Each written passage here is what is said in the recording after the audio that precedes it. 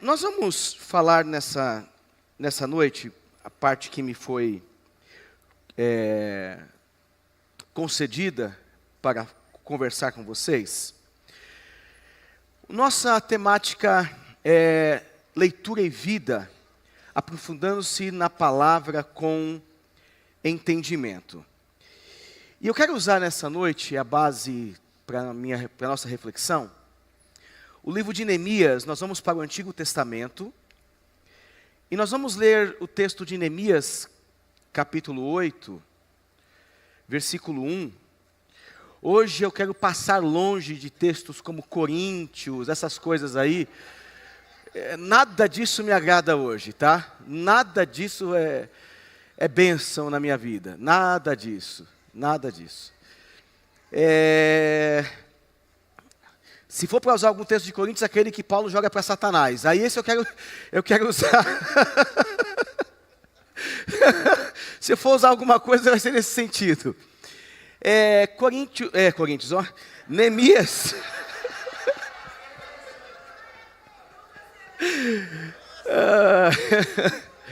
Neemias capítulo 8.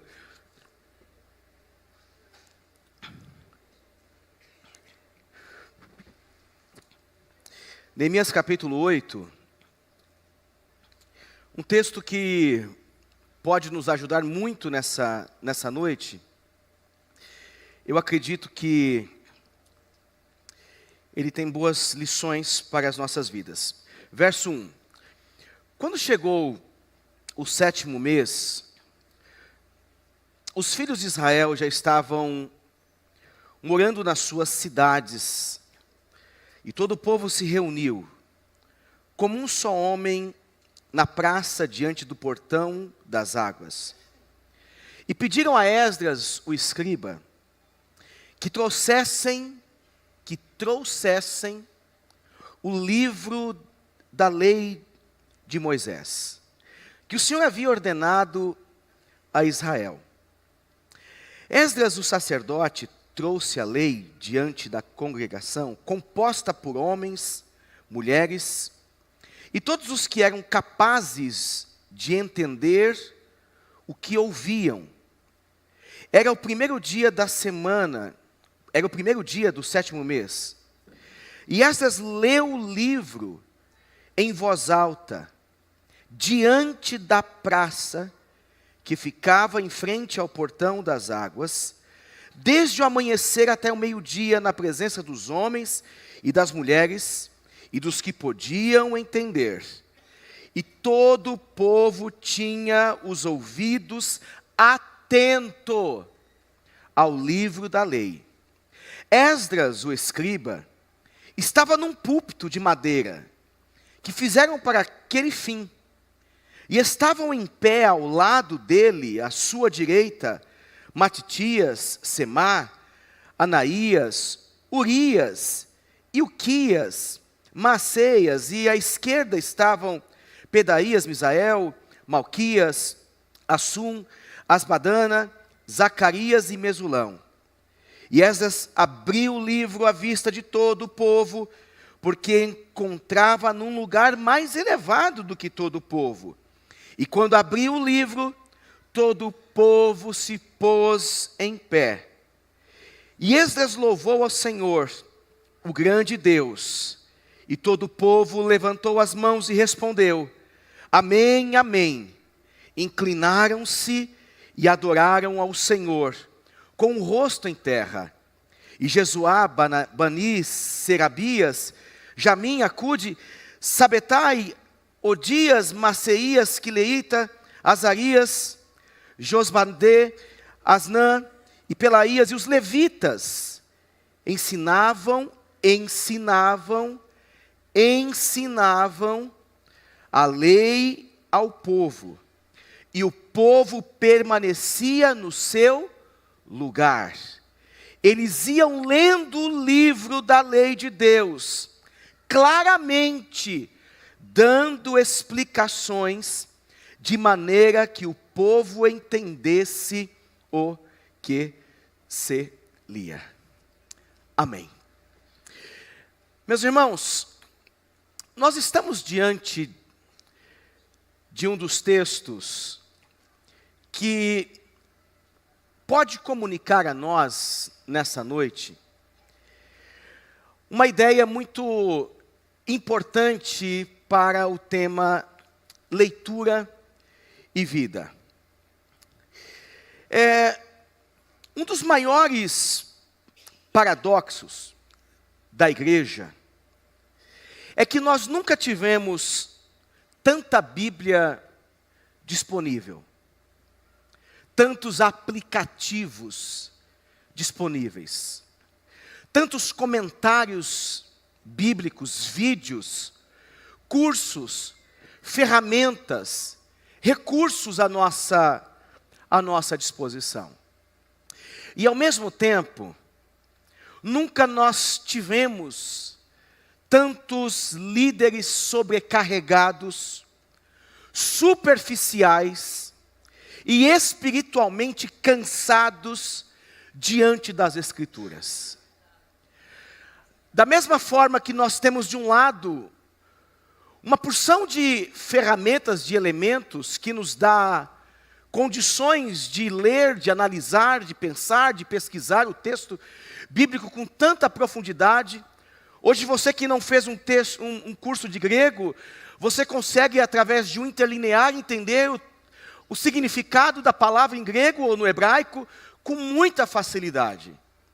Hoje nós temos Bíblias que traduzem para nós em detalhes as mais diversas possibilidades de tradução de uma mesma palavra. E nós que pregamos, então, nós também passamos pelo outro dilema. Nós nunca estivemos tão sobrecarregados como estamos hoje. E existe um outro grupo que nunca também se demonstrou ser tão superficial diante do texto sagrado. Nós pregamos toda semana, aconselhamos toda semana, somos procurados todos os dias, carregamos dores que nós não contamos para ninguém. E no meio desse ritmo atropelado, surge um problema silencioso, grave e muito real. E este problema é o perigo da rotina ministerial. Ou nós não enfrentamos isso, gente? O problema do perigo da rotina ministerial. Muitas vezes o líder lê para entregar algo para os outros, mas não consegue ouvir Deus para si mesmo. Muitas vezes nós nos debruçamos em uma leitura técnica, em que nós somos obrigados a pregar dominicalmente, mas às vezes nós não entendemos o que Deus quer falar conosco. Nós não conseguimos ouvir esse Deus comunicando a sua palavra ao nosso coração. Parece que a gente lê o texto bíblico apenas com essa finalidade: pregar, pregar, pregar, pregar, pregar, pregar. E em meio a tudo isso, Deus está querendo falar, falar, falar, mas você tem que pregar, pregar, pregar e pregar. É possível ser um ministro ativo e ao mesmo tempo ser um intérprete raso. É possível ser um ministro ativo, carregado de coisas, cheio de responsabilidades, cheio de atividades, mas ao mesmo tempo ser o intérprete raso. E sem perceber, meus irmãos, nós vamos perdendo a sensibilidade, nós vamos perdendo a profundidade. E o maior desafio do nosso tempo, como líderes, então diante desse ritmo louco que nós vivemos, conduzir o rebanho do Senhor com profundidade. Agora, se esse nosso dilema, que é essa nossa correria louca, provoca em nós uma certa superficialidade, eu fico preocupado. Porque se nós estamos na superficialidade, eu temo por aquilo que a nossa igreja está vivendo. Eu temo por aquilo que aqueles que nos ouvem estão vivendo. Porque como interpretar a Bíblia e se aprofundar nela, sendo que nós não temos tempo para isso? Não é do nosso interesse, porque nós estamos no perigo da rotina ministerial. Nós não temos tempo. A gente abre lá no Salmo 23 e vai dizer, olha, nada vai faltar. E a gente prega porque está dizendo que nada falta, e a gente fica nessa superficialidade do texto. Então, como interpretar a Bíblia corretamente quando nossa mente está cansada? Como fazer isso? Como você faz? Pensa, por favor, como você interpreta a Bíblia quando a sua mente está cansada. Você recorre ao chat GPT? Ou você recorre ao Perplexity? Ou você recorre ao Gemini, ao Manus, ao Elicity? E aí eu poderia falar mais inteligências artificiais, que são ferramentas. Nós vamos falar sobre isso hoje. Mas como você interpreta o texto bíblico quando a sua mente está cansada? Como discernir a voz de Deus quando estamos cercados de tantas vozes, exigindo respostas imediatas? O pastor chegou numa roda, pode ser a discussão do Palmeiras que perdeu. Todo mundo olha para o pastor para ouvir a resposta dele. Todo mundo olha para o pastor, o que ele tem a dizer? Nós somos gurus espirituais, gente. Nós somos seres místicos.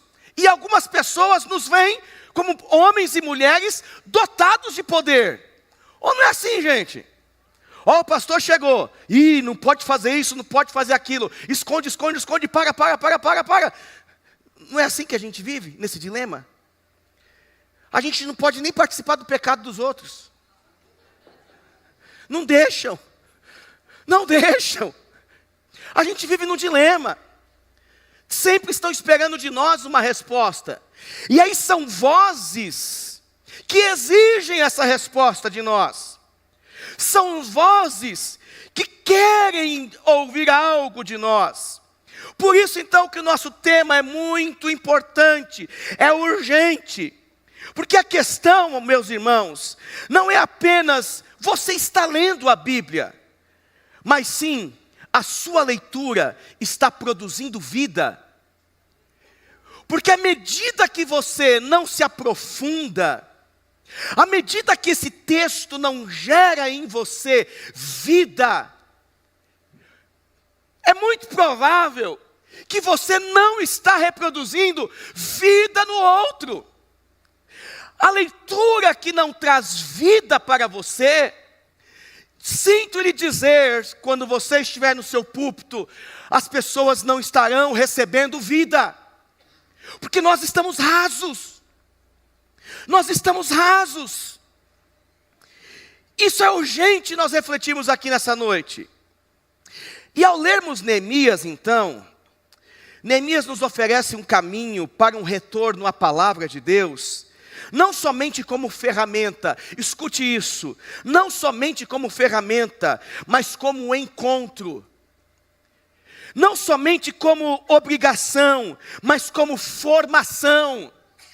Não como rotina, mas como vida. Como vida.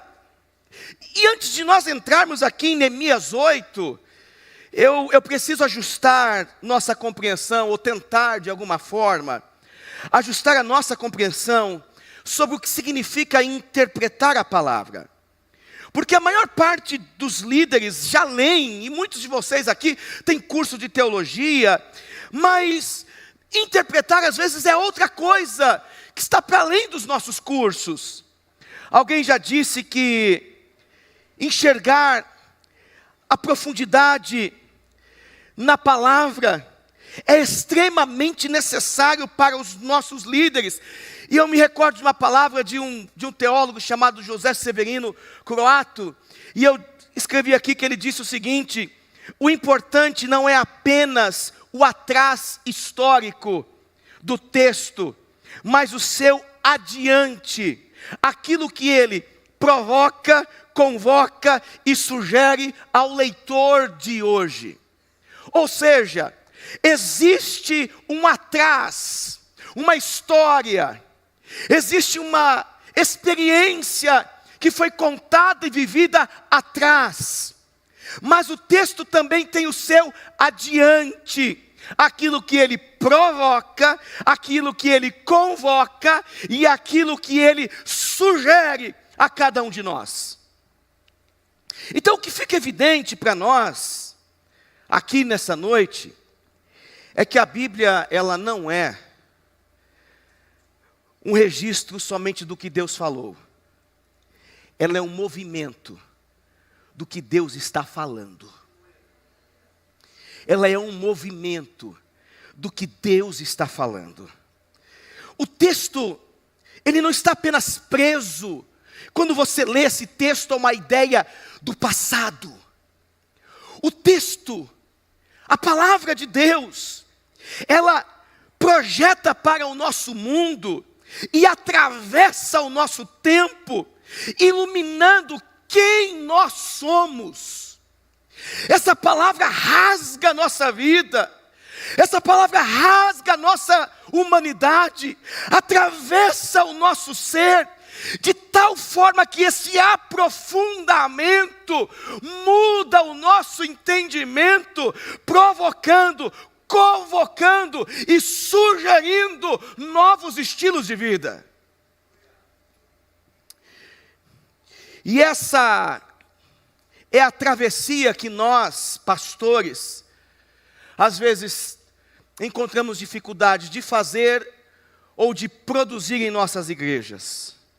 Muitos de nós, às vezes, pegamos o texto bíblico e ficamos presos lá no atrás, no que aconteceu no século 8º antes de Cristo, no século 7º antes de Cristo, o que aconteceu no primeiro século, no período de Cristo. A gente fica preso e contando a história, e as pessoas estão dizendo, tá, mas e para a minha vida? O que esse texto comunica na minha vida? O que esse texto fala comigo? Meus irmãos, no contexto de tudo que nós vamos falar aqui, eu espero que a nossa leitura passe a provocar tanto quem somos, como provocar aqueles que Deus confiou a nós para pastorear. Às vezes, nós precisamos deslocar o nosso coração para termos novas experiências. E às vezes Deus vai mexer com você para que você possa olhar para essa palavra de uma outra forma. Por vezes, e nós nos perdemos, e aquilo que o texto queria falar conosco, despertar em nós, transformar em nós, a gente fica só num campo místico e às vezes ele não faz absolutamente nada. Eu espero que Deus te chame hoje e diga, meu filho, sai do lugar que você está. Minha filha, sai do lugar que você está. Eu quero te levar para outra terra. Sai do lugar que você está. E aí quando nós pensamos nisso, eu não poderia seguir sem falar de uma experiência de um homem que viveu isso. Quando nós olhamos para o mundo do Antigo Testamento, nós vamos perceber, depois fala que como que é? Comploa. Eu estou mexendo aqui e o cão não está deixando. Olha lá. Ó. É do Francisco, por isso que não está dando certo. Foi. Aqui. Às vezes é necessário sair do meio da nossa terra para conseguir entender o que Deus tem para nós. Que versículo que você lembra, ou que história que você lembra com essa frase aqui? Abraão, certo? Essa é uma história que todos nós lemos, e aí já vem na nossa cabeça Abraão. Quando nós olhamos para esse texto, ele é significativo porque é necessário que nós venhamos entender que sair do meio da terra é uma experiência que faz com que a gente desloque a nossa vida de um lugar para um outro lugar. Gênesis capítulo 1, versículo 1 a 3, Deus chama Abraão para sair de sua Eretz. O que significa essa expressão?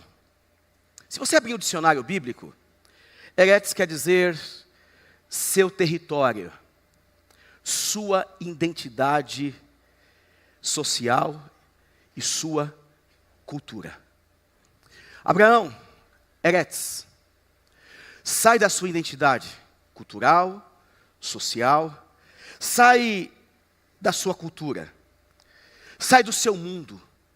E essa tradução aqui, final, uma das possibilidades de traduzir a palavra terra, Eretz, sai do seu mundo, é justamente o que Deus está pedindo a Abraão, porque ele estava num mundo que não era o mundo dele.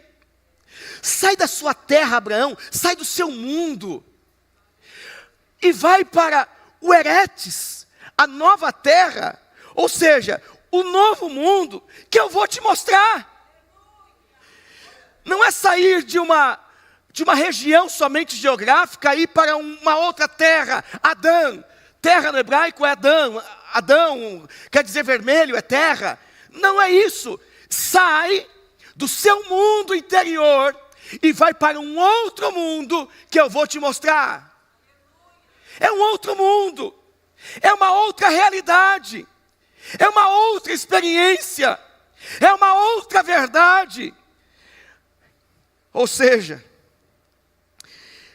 quando a palavra do Senhor atravessa a nossa alma, o que nós ouvimos, o que nós lemos, desloca o nosso mundo.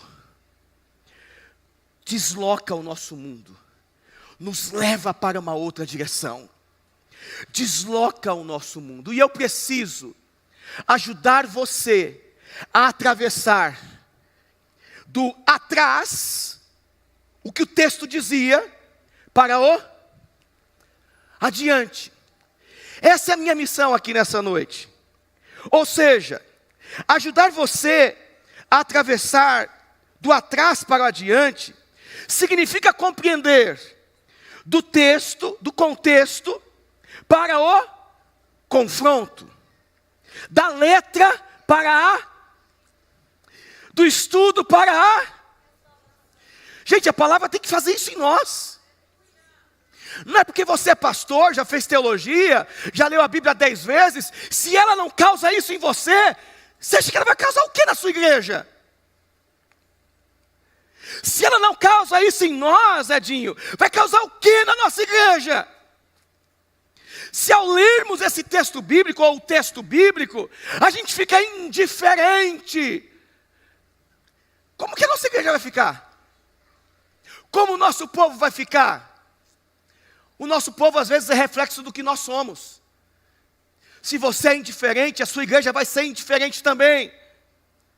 Se você é um pastor que acha que sabe tudo, você vai ter um monte de crente lá se comportando do mesmo jeito. Do estudo para a transformação. Da exposição para o encontro. A palavra de Deus ganha profundidade quando ela atravessa o coração.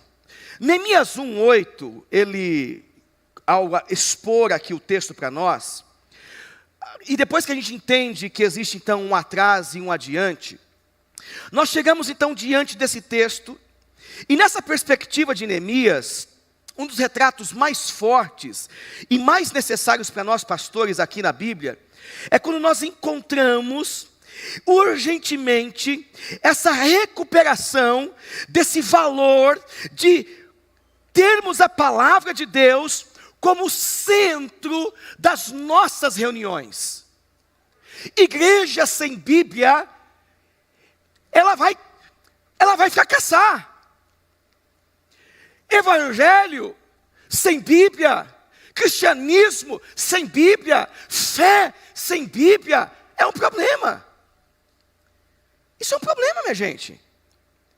Então, ao ler esse texto, Neemias está apresentando um ciclo completo que nos leva a compreender leitura, compreensão, prática e transformação. A palavra tem esta finalidade: leitura, compreensão, prática e transformação. Mas antes de falar desse ciclo, que é um ciclo muito especial, olhando para o texto, então o texto mostra a disposição de uma comunidade que tratava-se, obviamente, de um grupo de pessoas que passou por uma grande tragédia e estão agora se reconstruindo. A Bíblia está dizendo que estes homens e mulheres se ajuntaram com fome da palavra. Fome da palavra. Sabe o que está acontecendo aqui? É um avivamento comunitário, e não é com um monte de gente profetizando, falando em línguas, é gente com fome da palavra. Gente querendo entender, aprender da palavra, o que significa. Esdras, levitas, leiam para nós, queremos entender, queremos aprender, queremos mergulhar na palavra, queremos mergulhar nisso que vocês estão vivendo aí. E o texto bíblico vai dizer para nós,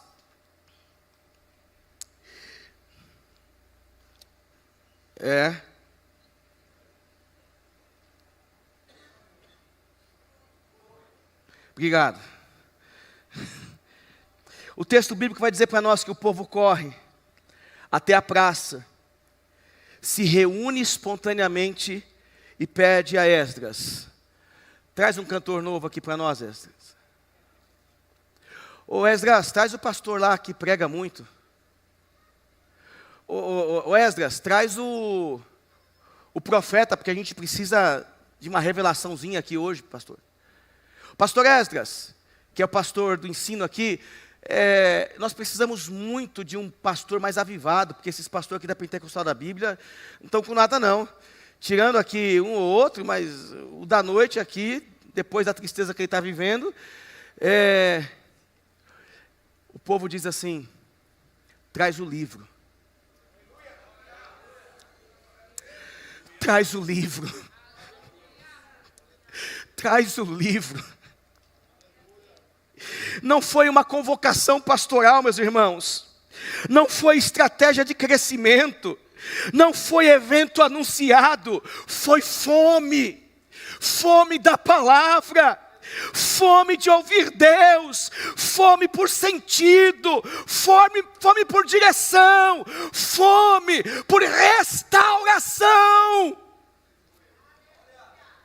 Aí a pergunta que fica para nós nessa noite é: será que os nossos púlpitos, responda isso para você mesmo, será que os nossos púlpitos têm gerado fome? Pergunte-se para você mesmo: será que o seu púlpito gera fome? Ou gera confusão? Será que o seu púlpito tem alimentado a igreja com um discurso morno, previsível, que não gera sede, que não desperta paixão e que não confronta o coração? Meu irmão, deixa eu dizer uma coisa para você, e acredite nisso: a palavra de Deus é suficiente nas nossas reuniões. A palavra de Deus é suficiente nas nossas reuniões. Pastor, mas o Espírito é um movimento que Ele faz e Ele opera como Ele quer, quando Ele quer, do jeito que Ele quer, na hora que Ele quer. Eu não preciso ficar aqui manipulando uma pseudo-espiritualidade. Deus age no nosso meio. A nossa responsabilidade é: prega a palavra. Prega a palavra. Fala da palavra. Deixa que Deus seja Deus, meu irmão. Deixa que Deus haja como Deus. Prega a sua palavra. Neemias 8 está nos mostrando que o povo só tinha fome disto. Quando o pastor vive com fome, com desejo de compreender, o apetite dele gera uma igreja que pulsa por querer conhecer mais dessas escrituras. Esse é o cenário, meus irmãos. A condição de Israel nesse momento entre Neemias 7 e Neemias 8 é de um povo que estava se reconstruindo as suas estruturas externas, mas ainda carecia profundamente de restauração interna. A cidade agora estava segura, os muros haviam sido totalmente concluídos, as portas estavam restauradas, os sistemas de vigilância e administração estavam reorganizados, havia ordem social, estabilidade política e proteção militar. Contudo, apesar dessa reorganização externa, o texto deixa claro que uma parte essencial da nação ainda estava incompleta. O coração desse povo ainda não havia sido renovado. A reconstrução das pedras haviam terminado. A reconstrução da identidade espiritual ainda não tinha acontecido. Isso fica evidente, principalmente, quando nós passamos a ler Neemias capítulo 8. Então, esse texto, esse pedido espontâneo, demonstra um vazio espiritual que nenhuma muralha poderia preencher. Somente quando a palavra é lida e explicada, a verdadeira condição interna se revela. O povo se comove, chora, se quebranta e reconhece sua necessidade de ajustes diante de Deus. Uma palavra cheia de graça faz com que homens e mulheres agarrem as colunas da igreja, dizendo: Senhor, não me lance no inferno, como grandes pregadores fizeram já um dia. A pregação da palavra é aquilo que faz um homem estar caminhando numa carruagem, e aí chega Filipe do lado dele: você está entendendo o que você está lendo? Não, então para aqui que eu vou te explicar. E depois de explicar, o texto vai dizer: onde e como eu posso me batizar? Quando eu posso? Como eu posso me batizar? Meu irmão, a palavra, ela tem esse poder de comover, transformar, quebrantar, porque ela reconhece, faz com que a gente reconheça a nossa necessidade interna de Deus. Quando você lê, você aqui não vai aprender somente sobre ideias históricas. Você não vai aprender sobre teologia sistemática, teologia disso, daquilo, não. É um texto que nos rasga, é um texto que nos completa, é um texto que abre a nossa mente. Quantos de nós, meus irmãos, temos igrejas com estrutura, agendas, programações, ministérios, eventos, com pessoas, infelizmente, vivendo com corações cansados, identidades confusas, e às vezes espiritualidade fragmentada. Neemias 8, 4, versículo 4, versículo 8, nos revela um papel muito importante que Deus confiou a todos nós, pastores, levitas, líderes, mestres, apóstolos, como foi pregado aqui pela manhã. O Senhor confiou a nós. Neemias 8, nós vamos enxergar aqui Esdras e os levitas assumindo um papel de profundo temor. E o texto vai dizer que Esdras e os levitas leem a palavra com clareza. E depois caminha entre aonde está o intérprete da palavra? Entre o povo, explicando o sentido, para que todos compreendam. Onde você está? O teu lugar é no meio do povo, é sentando-se à mesa, é explicando a palavra, é fazendo com que as pessoas compreendam a palavra. Onde você anda, se as pessoas não te veem, não te enxergam no meio da igreja, desculpa, você está no lugar errado. Nada é forçado, nada é inventado. Eles simplesmente iluminavam aquilo que Deus já disse. E esse é o coração do ministério. Líderes que não apenas leem, mas tornam a palavra clara, viva e compreensiva, ajudando o povo a encontrar direção e vida nas Escrituras. Então a primeira aplicação que nós fazemos aqui nessa noite, a respeito do texto bíblico, o caminho bíblico da transformação, é que quando nós olhamos para Neemias 8, nós percebemos que a Bíblia, ela apresenta um caminho claro de transformação espiritual. Primeiro, o povo ouve a leitura. Esse é o primeiro caminho. O povo ouve a leitura. Meus irmãos, quando nós sentamos para conversar sobre o discipulado, eu, pastor Francisco, pastor Eliomar, e aí logo nós chamamos o Jair, uma das coisas que mais nos alegra é saber que nosso discipulado está baseado na Bíblia Sagrada. Não é na experiência de um homem, não é na experiência de uma pessoa. Nós estamos lendo a Bíblia Sagrada, nós estamos estudando a palavra de Deus, tomando café, se assentando com pessoas para ler a palavra de Deus. Meu irmão, primeiro o povo ouve a leitura, depois entende É isso que eles fazem na sua igreja. Em seguida, pratica o que foi, e então experimenta renovação / transformação de vida. É isso que acontece quando a palavra penetra no coração. É isso que acontece quando a Bíblia penetra no coração. Esse é o nosso desafio. Neemias 8:8 está dizendo que o povo só chorou e foi transformado depois de entender a palavra. Esse é o poder da palavra. Jesus, em Mateus 13:23, afirma que só frutifica quem entende a palavra. Lucas 24:32, o coração dos discípulos ardiam quando Jesus abriu as Escrituras. Meu irmão, quando nós lemos a palavra, alguma coisa tem que acontecer dentro de nós. O nosso mundo tem que ser deslocado, porque Deus está falando: sai do meio da sua terra, sai do seu mundo, e vem para o lugar que eu estou te conduzindo. Uma nova vida, um novo mundo.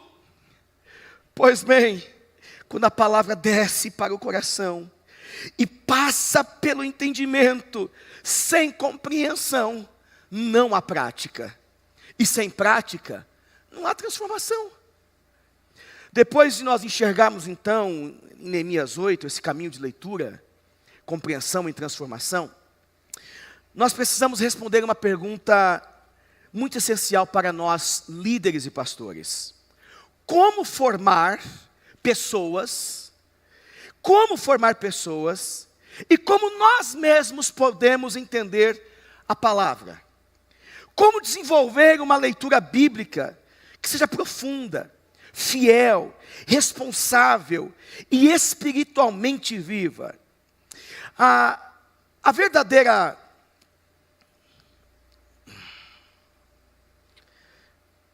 Passa isso, obrigado.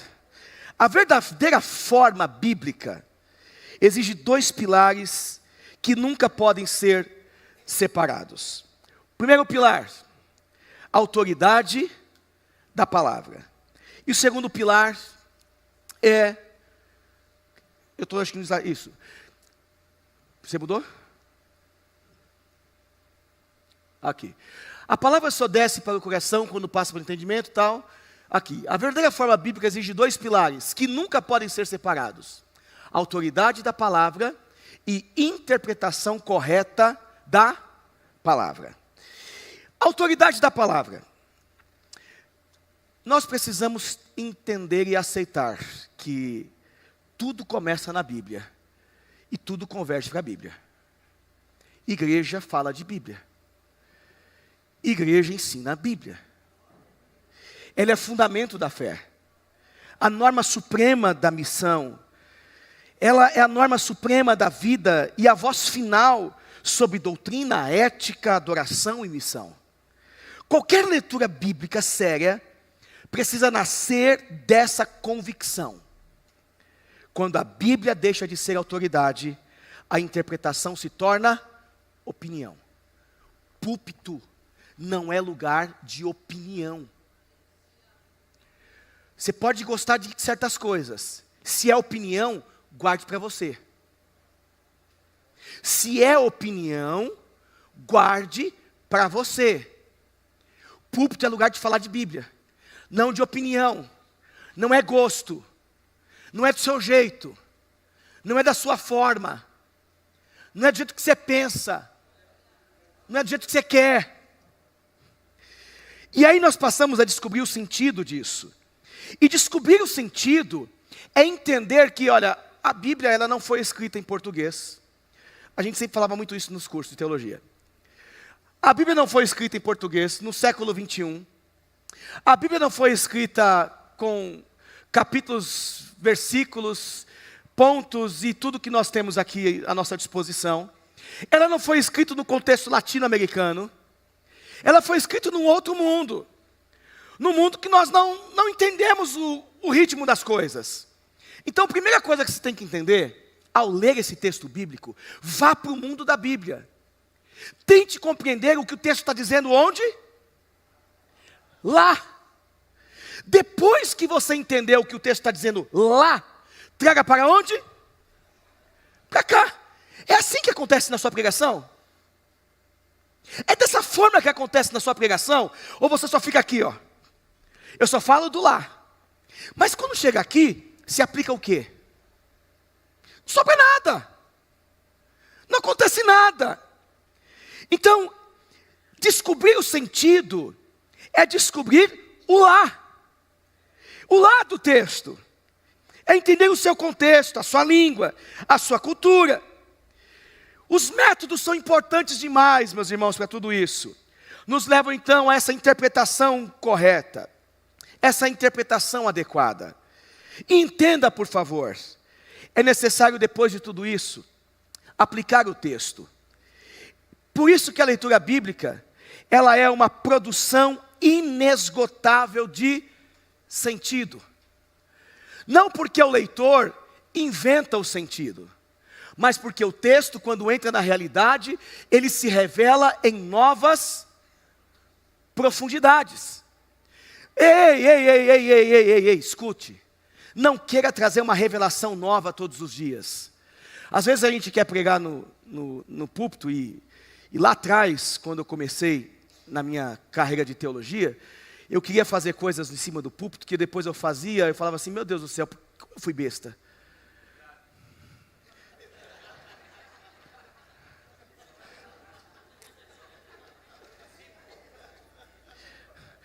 Hoje é meu dia mesmo, hein, Maurício? Hoje é nosso dia, Maurício. Nossa noite, né? Quer dizer, não foi a nossa noite, não. Mas a gente queria trazer um quê de conhecimento, um quê de entendimento. Meu irmão, deixa eu dizer uma coisa para você. O púlpito não é lugar para você ficar falando grego, hebraico, dizendo o que significa, falando sobre verbos, sobre substantivos, sobre adjetivo. O púlpito não é para você ficar falando da primeira, segunda, terceira declinação, as vozes do texto. O púlpito não é para você ficar falando sobre a presença de auristo no texto grego. Sabe o que eu estou falando? Você está entendendo o que eu estou falando? Não. Então, por que você está falando tudo isso? A gente fica bobado no púlpito. A gente fica bobado querendo trazer compreensões. E as pessoas estão dizendo o seguinte, olha, o que quer dizer isso, pastor? Porque quando eu leio o Senhor, meu pastor, e nada me faltará, e as coisas faltam, eu fico com crise de fé, pastor. Quando eu leio o Salmo 23, eu fico com crise de fé. Quando eu leio o Salmo 23, eu fico desesperado, porque eu olho para minha conta bancária e estou dizendo, meu Deus do céu, falou que nada ia faltar, olha a minha conta bancária, Senhor. Eu fico desesperado, nada vai faltar, e aí eu olho para a minha vida, falta um monte de coisa, falta beleza, falta...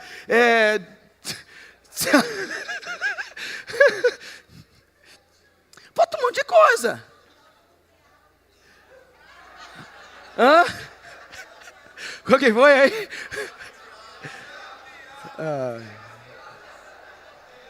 Ó, tem um sino do diabo aqui aparecendo. Ele autorizou eu ir mais, tá?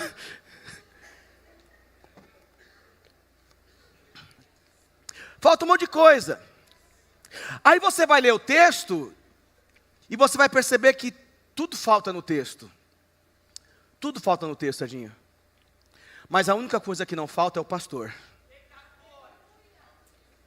E aí as pessoas, quando compreendem que a única coisa que não falta é o pastor, elas voltam para casa cantando e louvando, embora falte muita coisa, porque elas compreenderam que o Senhor, o bom pastor, é aquele que estará com ela, guiando a pastos verdejantes, conduzindo a águas tranquilas, e se porventura vier a sensação de morte, o Senhor está com ela. Deus, o bom pastor, nunca falta. Você explica, gera sentido, e ao aplicar a palavra, esse sentido da palavra produz uma sensação e um entendimento inesgotável. Não porque você está inventando, não porque você está inventando. Gente, tem tanta gente inventando teologia só para arrancar aplausos da galera. Não, porque a Bíblia tem um monte de código. E lembra que é mais antigo, lá do código da Bíblia,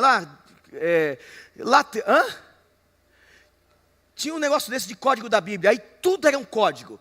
Era o número 1 com mais o número 1, virava o número 2, que tinha um sentido espiritual, que aí de repente vinha um... Gente, a Bíblia é uma palavra e um texto que acontece na vida. Ela não acontece no céu. O texto bíblico não aconteceu nas regiões celestiais, aconteceu na vida. Nós temos adúlteros na Bíblia, nós temos gente cansada na Bíblia, nós temos gente pecadora na Bíblia, nós temos gente fiel na Bíblia, nós temos pessoas que persistiram às adversidades e venceram. Como diz Apocalipse, e pelo sangue do Cordeiro eles o venceram, e pela palavra do seu testemunho. É gente simples, é gente rica, é gente poderosa, é gente que andava escondida, sai da malhada e vem para cá, eu tenho uma obra na sua vida.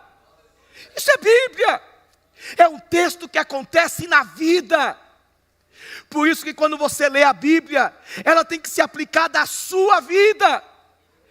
Ela tem que ser aplicada e atravessar o seu mundo. Porque quando o Senhor te chamar, Ele vai dizer: Eretes, sai do seu mundo e vem para o meu mundo. Vem para o meu mundo. Com isso, meu irmão, existe uma hermenêutica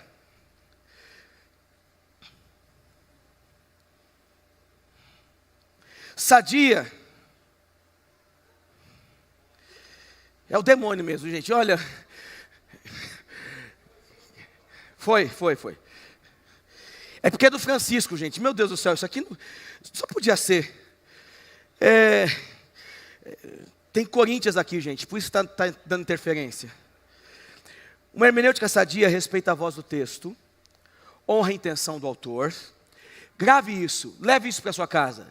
Se você puder, registre isso. E faça isso na sua leitura.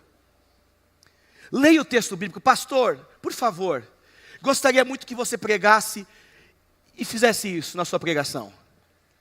Uma hermenêutica sadia respeita a voz do texto. O texto tem voz. Todo texto é uma polissemia. Ele tem voz. Ele é uma construção. Ele acontece. ele tem voz. Por isso, honre a intenção do autor. Uma hermenêutica sadia respeita a voz do texto, honra a intenção do autor, depende do Espírito Santo e se submete à autoridade das Escrituras.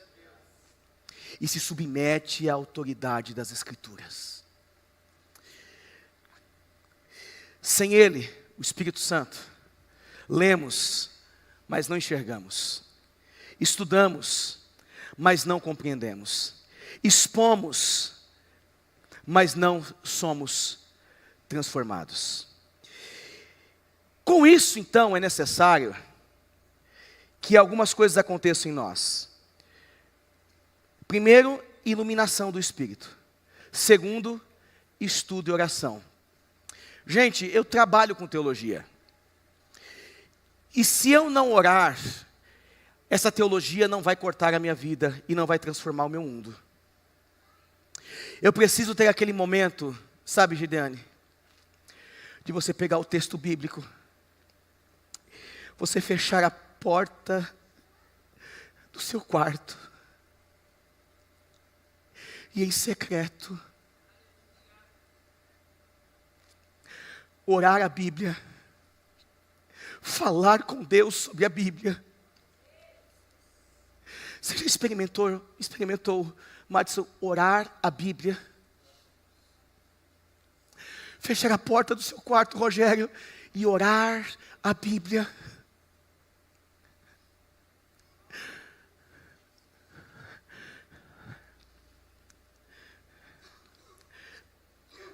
Pai nosso.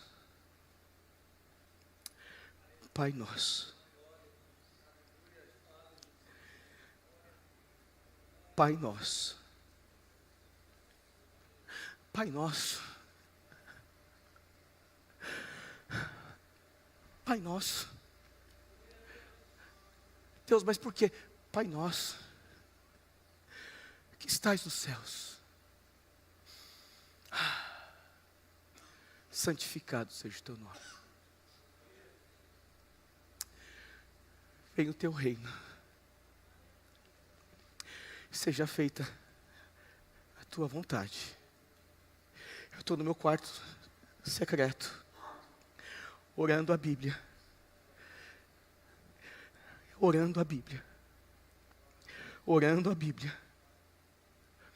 Pai nosso, obrigado, Deus, porque em meio a uma vida comunitária, eu posso dizer junto com os meus irmãos que nós temos um Pai que é nosso. Obrigado. Obrigado, Deus. E você vai orando, orando, orando, orando, orando, orando, orando, orando, orando, orando, e o texto vai falando, falando, falando, falando e cortando e mexendo, falando e cortando e mexendo, falando e cortando e mexendo. Quando de repente você vai tendo respostas, você vai tendo inspiração, você vai tendo direcionamentos. Nós precisamos da iluminação do Espírito. E nós precisamos da revelação do Espírito. E quando então essas duas linhas, essas duas dimensões, método e dependência, técnica e espiritualidade, exegese e iluminação, caminham juntas, chegamos ao ponto mais importante de todos, a transformação. A transformação. E aqui nós vivemos, então, algo que vai mudar então esse mundo, que é justamente conhecimento e prática. A Bíblia se cumpre, ou só cumpre, seu propósito, quando se transforma em vida dentro de nós. Se ficar somente como um livro, é só um livro. Agora, quando ela cortar o seu mundo, essa semente cair no seu mundo, transformar a sua existência. Ah, meu irmão, Alguma coisa de incrível vai acontecer com você, com o seu ministério. Deixa eu dizer uma coisa para você, pastor. Não terceirize o seu púlpito. Não terceirize o seu púlpito. Deus te chamou para pregar a palavra. Em nome de Jesus. Tem muita gente boa aí fora? Tem. Mas Deus chamou você para cuidar desse grupo de pessoas. Por isso seja a voz que essas pessoas precisam ouvir.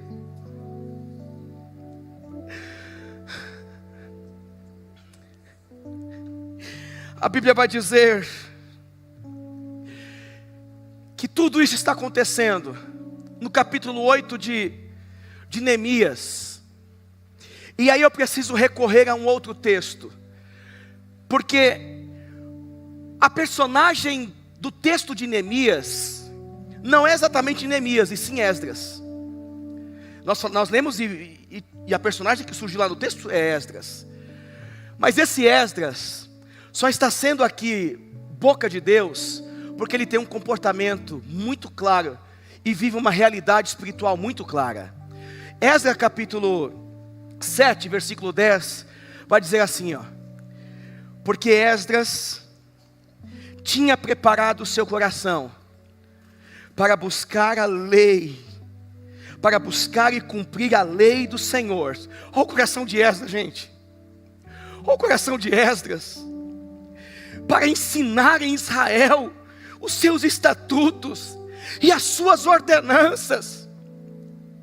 Esse aqui é o coração de Esdras.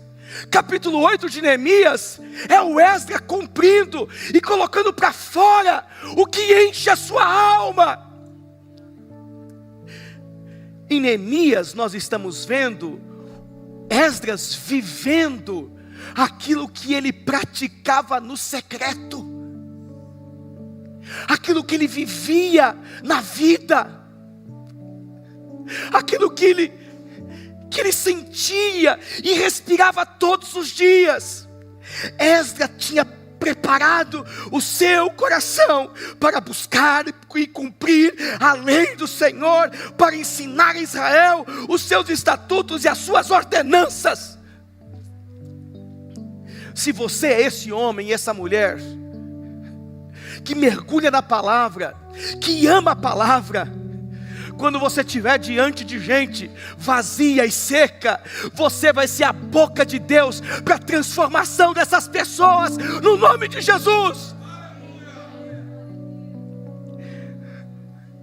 E aí nós temos aqui o tripé que sustenta todo esse ministério da palavra. Nós temos aqui o tripé que sustenta todo esse ministério: buscar, cumprir e ensinar.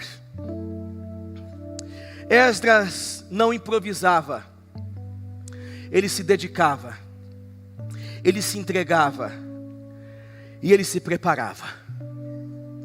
Esdras cumpre, ele entende e passa a viver isso, porque ele entende que a palavra forma o homem. E aqui escute isso: a palavra forma o homem antes de formar o sermão. A palavra forma o homem antes de formar o sermão. Eu prego, mas antes de pregar, a palavra já está me formando, me construindo. Ela já está me construindo, abalando, implodindo as minhas estruturas. Meu irmão,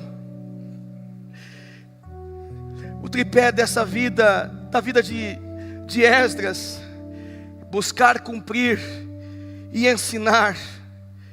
Ele não estava ensinando o que ele aprendeu na faculdade nem na teologia, ele estava ensinando o que ele vivia na vida. Ele estava ensinando o que ele vivia na vida. E aqui entra a frase central que amarra tudo o que estou tentando dizer a todos vocês nessa noite.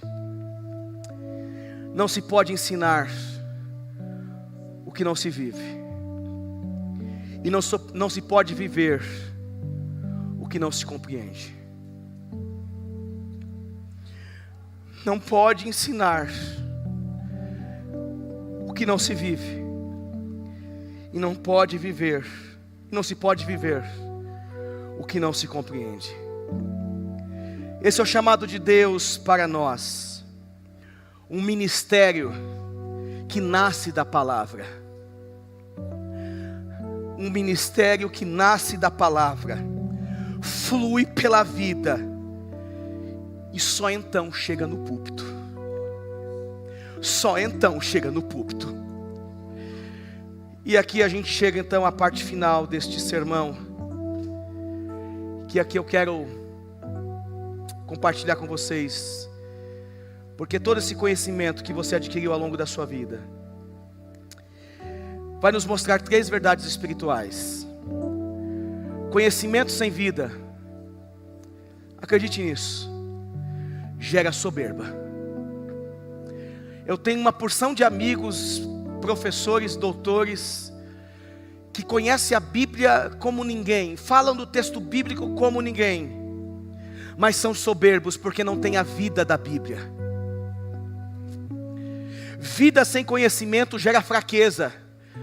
O meu povo perece porque lhe falta o quê? O quê? Então acredite nisso. Palavra entendida, mas palavra obedecida, significa autoridade espiritual. Autoridade espiritual. E é nesse cenário, meus irmãos, que então o texto vai nos mostrar que Neemias reconstruía a cidade, mas foi a palavra. Escute isso. Neemias reconstruía a cidade, mas foi a palavra que reconstruiu o povo. Foi a palavra que reconstruiu o povo.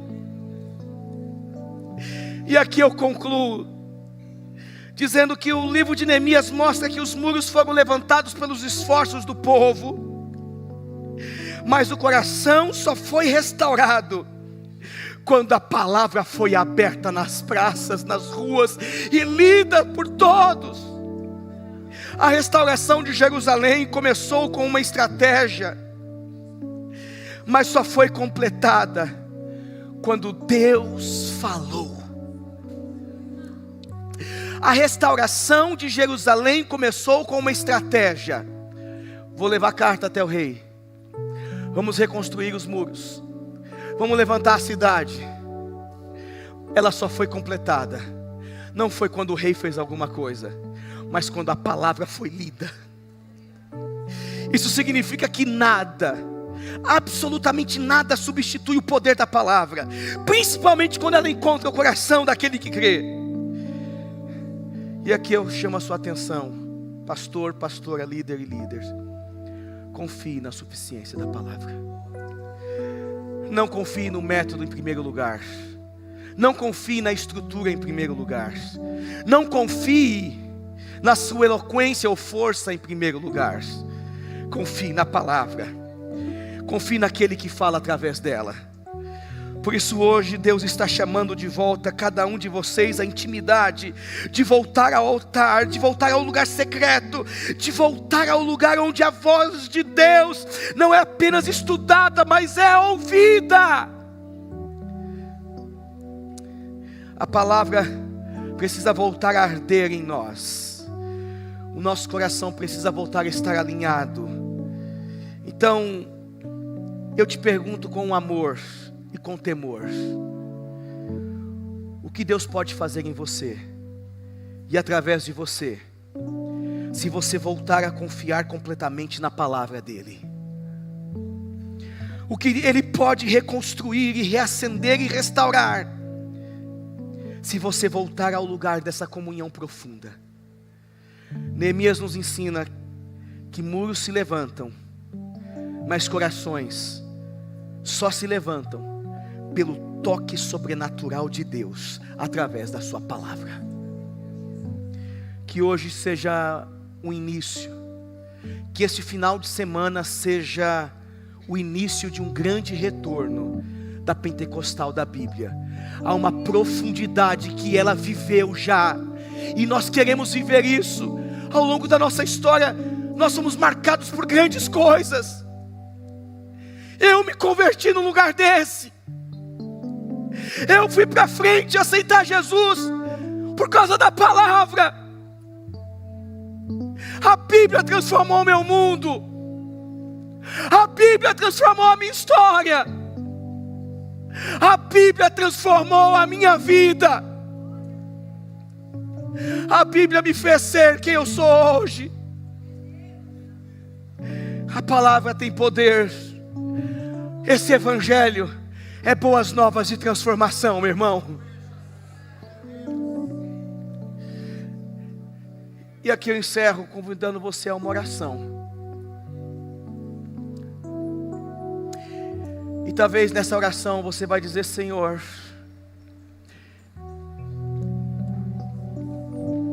me ajuda a preservar a sua palavra.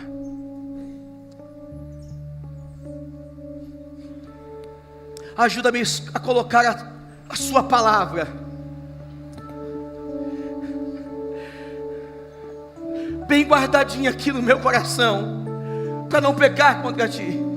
Ajuda. Por um instante, feche seus olhos.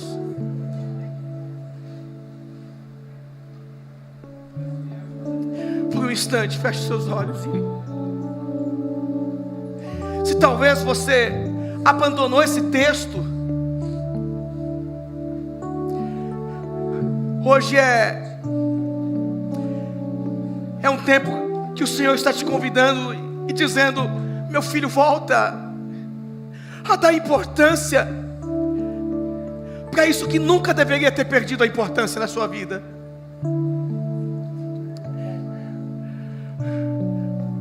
Ore aí no seu lugar.